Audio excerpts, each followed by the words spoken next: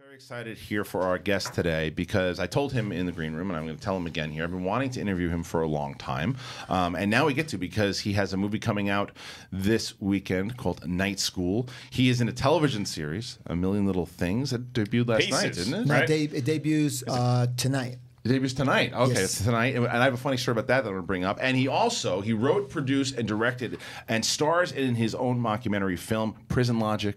It is the one, it is the only Romany Malco. Hello, Romany. How are you? Thank you. It's good to have you on the show, man. Good to be on the show. So the funny thing is about the TV show is so DJ Nash created it, right? Yes. So the funny thing about that, when I was doing stand-up in New York back in the day at the Boston Comedy Club, he was the host of the show, and he was the guy, like he was the one guy that he would always give me advice and be, and then I saw him pop up, and I was like, oh, well, he's doing well for himself. Yeah. So let's start with that show, man, because it looks people are excited about it.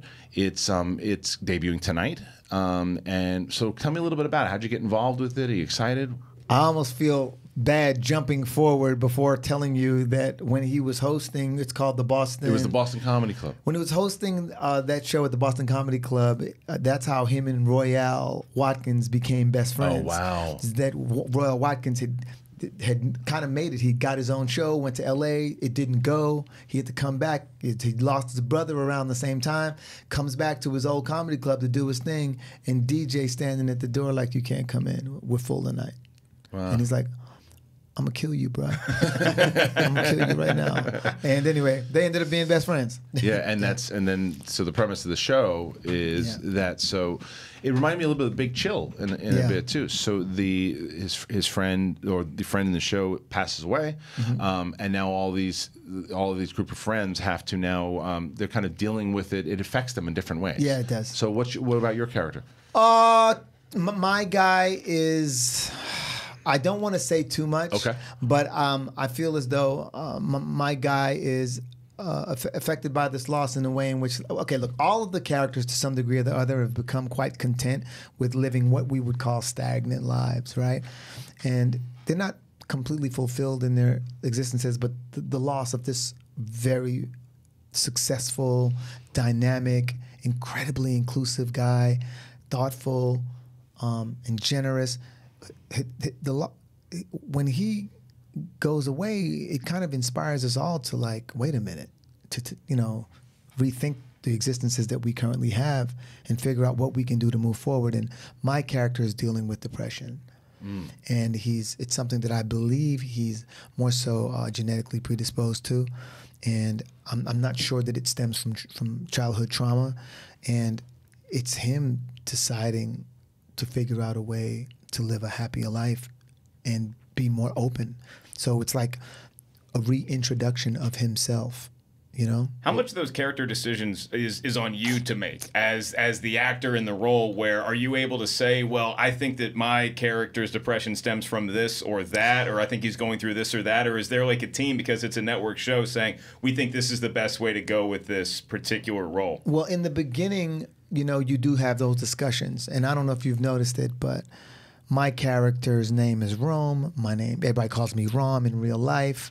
My character takes pictures everywhere he goes. I don't know if you notice, I take pictures every fucking where I go. Am I allowed to curse on this? Yeah, okay, cool. My character loves hockey. I play hockey. My character wears the same jersey that I wear when I play. Like, you're a big Penguins fan. He's been, huh? You're a big Penguins fan. I am not. Damn. I am not. Listen, a Penguins fan. Are you a Rangers fan? Fan? No, it's just that Willie O'Ree played for Boston, and he's like the first professional black hockey player, and I was like, finally got into the Hall of Fame. Yeah, exactly. That's awesome. And so finally got to, thank you. So I was Are you from Boston? I'm not from Boston. I'm just a brother who relates to the few brothers on the ice. I think the last good goal I had in hockey was a pass. It was a 2-on-1 pass from Cooper Gooden Jr. Oh, you playing the Bruckheimer League? Yeah. I've been playing with them for years. Okay. And then we have a pickup game that we play in Panorama City as well. That's awesome. That's so funny you mentioned Cuba Gooding Jr. because I was telling you I interviewed Dreyfuss yesterday because Cuba just did his first directorial movie in And it's interesting because you see a guy like that, you see Cuba who's transitioned and done different things, right? And then you're talking about this role, and I start thinking, like, you've done a lot of comedies. I mean, obviously from 40-Year-Old Virgin to Night School. Yeah. This seems like a more more dramatic role for you. Is it? I mean, I know you've done drama in the past too, but this is something. This is kind of like really front and center here. Man, so if you watch like Mad Dogs, the first episode of Mad Dogs, I think that's about as dramatic as I've ever gotten on camera. Okay. Right? You witness your friend get murdered right in front of you, and so I mean, I guess this is considered a drama, but then there's also a lot of comedy in it. And so for me, it just feels like life. It feels real. I can't convince myself that I'm that good of an actor, right? But I am completely certain that I've lived some life. Yeah. And in the life that I've lived, there's definitely always this need to make light of the trauma. And through comedy is usually how we get it done. Right. I can convince you that you're great in Night School because we were dying. We caught it last night, and I'm looking forward to it for a number of reasons because I really like Kevin Hart. Yeah. Tiffany Haddish and I've known each other forever. She's a great comic, and I'm so happy for all her success. And seeing the trailers really made me laugh. But then you say, okay, well, Night School, there's got to be other characters that are factoring in there. To see y'all in the classroom together and to see the interaction. Summer School. Favorite parts of the movie. Love Summer School. It was the highlight of the movie to me is watching everybody in the classroom pitch in. It really stood out. No, dude, I tell you, listen, if the movie were allowed to be 3.5 hours long, we had so many classroom bits. It was hard, man. Listen, Rob Riggle, Al Madrigal, Marilyn Rajkub, Ann Winters, Kevin Hart, and myself in a classroom. Really, that's a movie by itself. Right. And did y'all get to improv a lot of that stuff? Yeah, was Fat Joe actually? How did that work? In Fat Joe. Yeah, but how does that work? Was he wasn't ever really Skyped in, was he? Did they add all his stuff? Well, no. He was actually sitting in a room next. Oh, was he really? And really on camera. Oh, that's great. We were filming him on camera. Yo, this shit was hilarious. Yeah. When he did the fight scene. Yeah, the fight scene. Yeah, I don't want to spoil it for people. We could hear that shit through the walls. Yeah. Well, I'm glad you mentioned it. The dynamic though too, because it's those types of movies. It's the make or break. That the chemistry between when it's that cast of characters, if the dynamic with those characters don't work, then the movie doesn't work. I mean, the way you described the classroom 15 years ago before you all became movie stars, that would have been an amazing sitcom. Oh, right. Remember Head of the Class? You'd make it like a modern day Head of the Class. Well, I kind of got like, when we were doing the classroom stuff, I kind of got the Breakfast Club vibe. Yeah. It's like a funny, grown-up Breakfast Club. That's what it felt like. Because people were trying to, airing out their shit and trying to figure out where they were in life and just kind of questioning the decisions they had made. It's just that the people in that particular scenario weren't as bright as the kids in the Breakfast Club. That's right. well, I think, it's funny because when I was watching the movie, and the one thing that I think that you guys did such a good job of it, I actually wanted to see more tie-up with all your characters. Yeah. Kevin Hart and Tiffany Haddish were great, and that his role is really the one that you're following as far as arc. Yeah. I wanted to know more about you guys because I was so invested inside of it that you guys are all there. You hit the jokes and it works, but I wanted a little bit, especially from you, because you pop up in the beginning of the Terminator stuff and all that. Thank you, man. Oh man, the theater we were in, and I said this to him last night, whether you're in the room or not.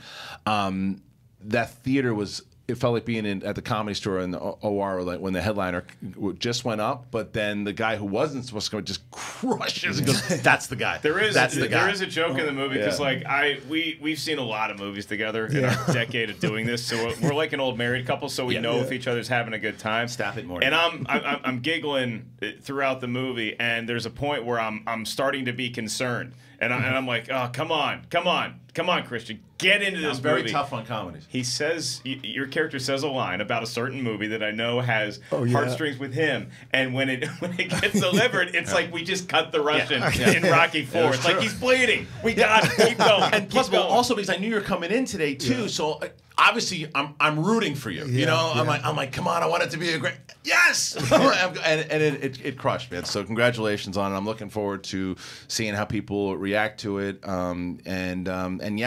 But the other thing that they had mentioned that I didn't know about until yesterday. I want to say one. You were going to say something.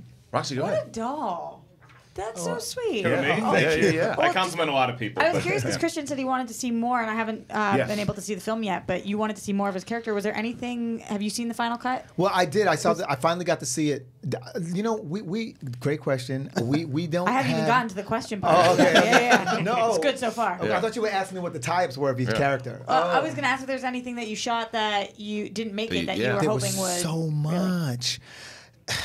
There's this thing that Blu-ray, Rob Riggle. dude. I was going to I say know. DVD extras. Let's get weird. Rob Riggle. Look, I got to chill again. Rob Riggle, man. Just saying his name. He just. He knows how to play a dumb guy like nobody else. That's all I can tell you. That was one of the things they did show. Like my character became a lot more comfortable with technology. As you kind of got to see Marilyn Radcliffe's marriage got a little better because she took a stance in her marriage. You know, everyone kind of like did.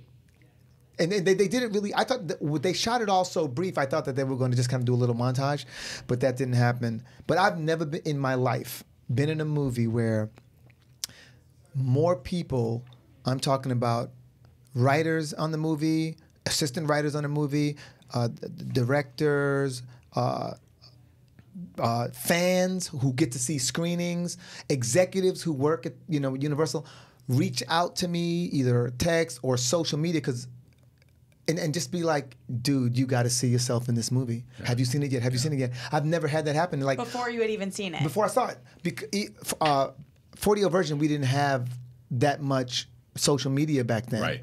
And then when Think Like a Man came out, just to be honest, until it became a big crossover hit, the media kind of shunned it. You know what I mean? Mm-hmm. And so we didn't have as much coverage. And so this go around.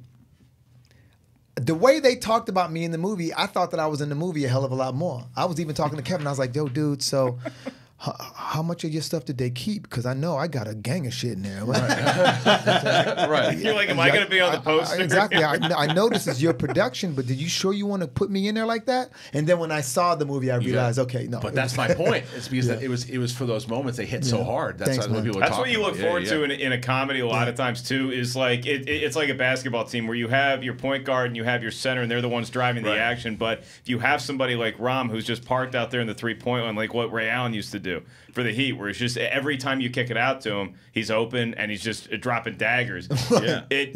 How many times? You should use the hockey reference there, Mark. Do you so you're gonna hit Phil Kessel on the wing. I don't with that know. wrist there. That's why hockey is sauce, crossbar.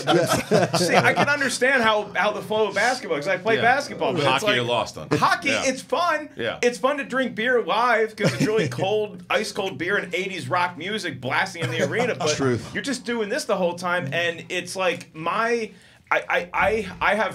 I love watching hockey, but it's a little bit like when I watch UFC, where I appreciate the sport of it, but the technical aspects of it sometimes get lost. I mean, where I don't understand, is this a strategy? Are they running a play right now? Or is this just a bunch of kids who can skate? I don't know. Okay. I don't get it. I respect that. I'm sorry. Yeah, I thought your question got derailed in the middle of that, but that's my bad. Sorry about that. Anyway, my question was... The fact that you still remember your question just goes to show how youth can be quite incredible. Do you have a pair of skates in your trunk that I can borrow? I have a dream, Rom. No, I was going to ask it because you bring up a 40-year-old virgin. Is that the role that people like? Do people still they see on the street and they just yell smart tech? You know, games changed, man. Yeah. Today, with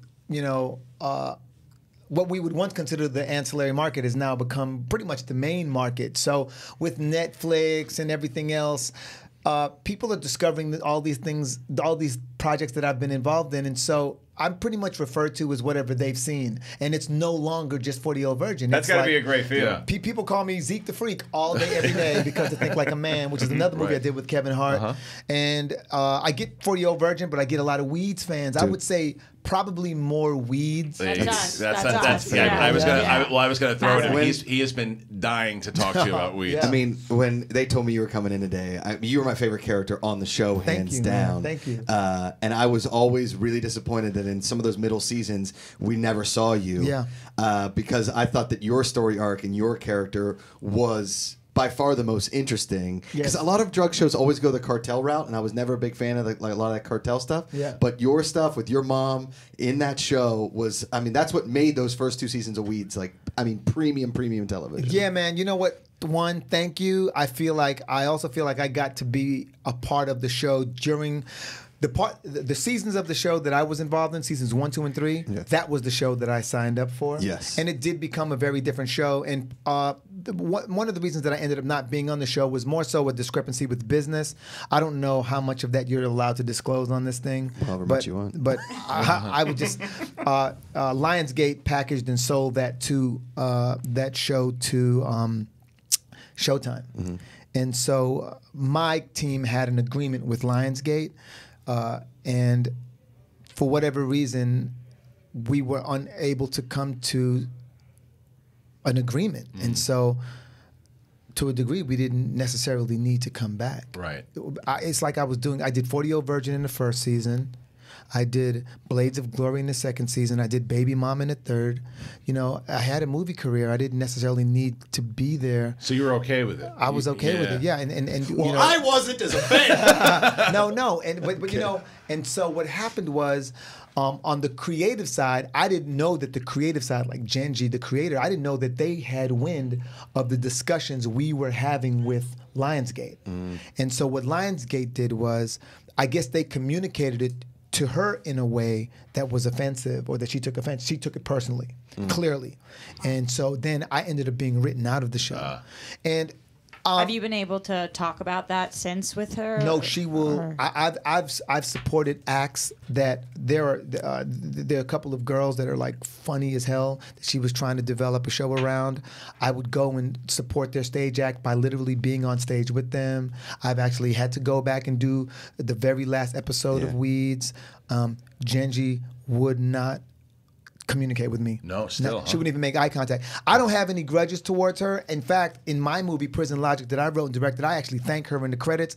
I don't need a job from her or nothing like that. I just genuinely believe that she contributed greatly to the career that I have. Yeah. And so what I was going to say is that it ended up working out, at least for me. It ended up working out for me because I really do feel as though those first 3 seasons of the show were magic. And for whatever reason, I've never seen this happen before. By being extracted from the show, I, as an actor, became more popular. And the character became more popular. Yeah. Which was hilarious. And it ended up helping me get work. But this seems to be a recurring theme that I don't want to continue on A Million Little Things, where I want your character to have a proper wrap-up. Whatever happens on this show, however many seasons this show runs for, I want you to be able to say, this is my storyline and it's tied up nice in a bow, as opposed to just being like, well, what happened to Rob's character? That was our favorite one. Yeah. No, I think, I'm sorry. No, go ahead. Go ahead. Go ahead. Well, I was going to ask you, Ron. Well, Ron, you mentioned Prison Logic. There's a lot of hosts. Yeah, but you mentioned Prison Logic. Yes. I want to talk about it because this is a passion project of yours. You directed this, you wrote this, you starred in this. I edited that. Tell us about it, man. Let's hear it. What's Prison it about? Logic is a character that I've been doing online since MySpace. He's an ex-convict turned motivational speaker. Gets out of prison, and that's what he wants to do. And so I'm doing it online, and I'm doing like a live. Back when we had Justin TV, I'd live stream, and I'd condense those, and it was just hilarious, man. And I thought it was hilarious, and everybody else thought it was hilarious. And like within the second episode online, the New York Times did a full page write-up about it.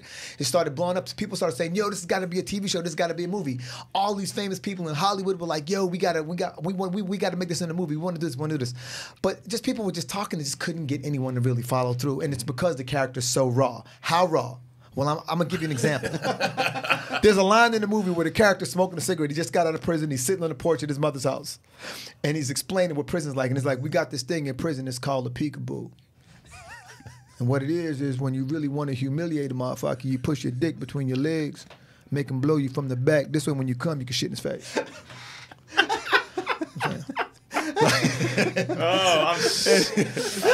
Did you make that up, or have you heard of that? I made it up. I'm just a dark man. You know where that's going to be attempted? It's not prison. No. It's going to be attempted at college fraternities all across this great land. It's happening right now. That's a great idea. Careful, kids. Yeah. Hey, you guys heard about the peekaboo? Yeah, I was going to say, as far as, so what's going on? Where are we going with that? Okay, I just want to tell you a little bit about the process. Please, I did a crowdfunding campaign, raised the money, used the crowdfunding campaign to attract investors, made the movie, shot the movie last year, and I just about finished editing it up later this year before starting A Million Little Things. And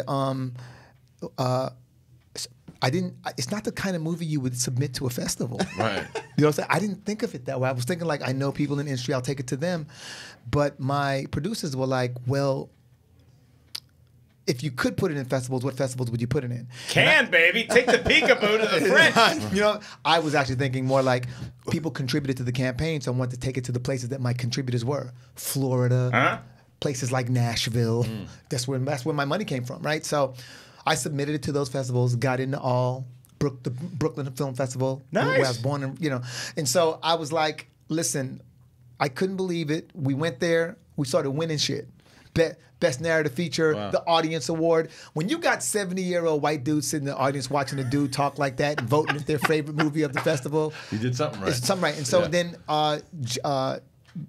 Will Packer, James Lopez, the president of Will Packer's company, saw it, fell in love with it. They called me on a Sunday night around 11:30 as I was driving through Daytona to my nephew's graduation, and they were like, listen, we need to know everything about this movie. We need to know how you made it, boom, boom, boom. And then they were like, okay, here's what we're going to do. And they started hosting tastemaker screenings for it. And so we've been getting offers on this. That's great, man. It's fucking hilarious. It goes to Cannes, and the French are like, we have been doing some peekaboo for years. You're riding the wave, though. You got a night school coming out. You got the television series. You got your own movie. It's a hell of a wave right now. Is this the last thing that MySpace is going to have produced? Do you think that, is this like the last trickle of the drain? It's the gift that never stops giving. Do you still keep up with any of your friends that were in your top 8 on MySpace? On MySpace. You know, you're going to laugh your ass off. So I started my own social network, right? It's called Life Management Tribe. And a lot of the people that have been following me on MySpace followed me on Facebook. And then when Facebook dried up, they followed me on Instagram, Twitter, and now are at Life Management Tribe. What do I have to do to get into LMT? LMT, that's what we call it, the LMT. You ain't got to do nothing. You just go there and Sign say, up. But the LMT is different. It's like a niche social network for positive people. Look, so I'm out. You're out. I'm out. You're yeah, you know. So I have a no social offense media. to you. It's called the Alone app. Nobody follows me. I'm all by myself. Oh, can I get in on that one? Yeah, please. Yeah, man. Because you know how it is with social media. Like it's like the endorphins. You get the addiction. This isn't like that because people respond in really meaningful ways. It's like people. How long can that last? You know, I don't know. I've been doing it for like a year and it's some change now, and surprisingly, it just gets better and better. And I haven't. It's still in beta. I haven't even opened it up because we've got to make sure all the tweaks and customization we've done to the site will be compatible with the app that we're building around it. So anyway, it's been a. I literally straight up did it because I was like, there's anxiety around social media for me, and, you know, and there's just so much. You read the comments and the shit that people say. It's a negative. Tired of wading through the bullshit. Yeah, how can you be this negative on a daily basis? And I was like, I just want my own little shit. And this has been fun as hell. It's a new one for the goal sheet. Is do the Dragos kid push-ups with the rope, that's right, and then do the life management. Did you see that trailer, by the way, today? The Creed 2 trailer dropped today? No, I haven't. Oh, you got to see it. Treat yourself. Okay, it's great. Fantastic. Great. But Romany Malco, thank you so much for joining us here too. Once again, you have Night School, you have A Million Little Things, and Prison Logic. So much more. Can't wait to see more of you. Please come back and visit us again. It was great to have you. Come back and visit us soon. You're always welcome. Good luck with the show tonight. It's on ABC. Yes, it is on ABC. It premiered. I believe it's 10 p.m. Eastern time and 7 p.m. My Pacific wife already Standard Time. said it on 10 p.m. It's on the Harloff DVR.